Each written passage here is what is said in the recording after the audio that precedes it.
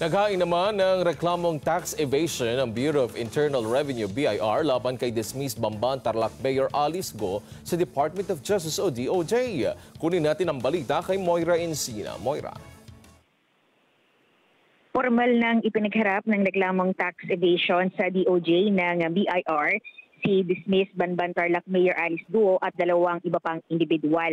Ang reklamo ay nag-ugat sa pag-transfer ni Go ng kanyang shares sa Baufu Corporation.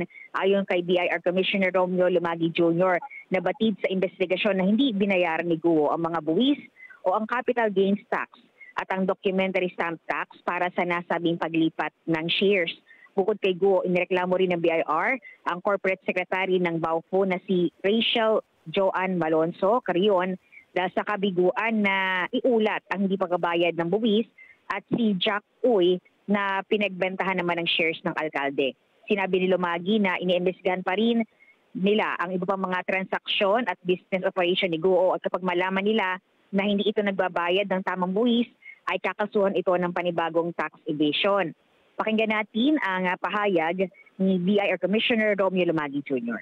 Ito pa lang yung kauna-unahang kaso na sinampa natin. Ang amount nito ay yung tax niyan kasi maliit lang yung value ng shares na pinalabas niya nga binenta.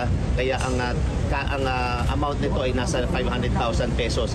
Pero itong pagpatuloy na pag-audit natin doon sa mga iba pang transaksyon niya ay patuloy pa at tinitingnan pa natin kung ano pa ang mahabol natin sa kanya.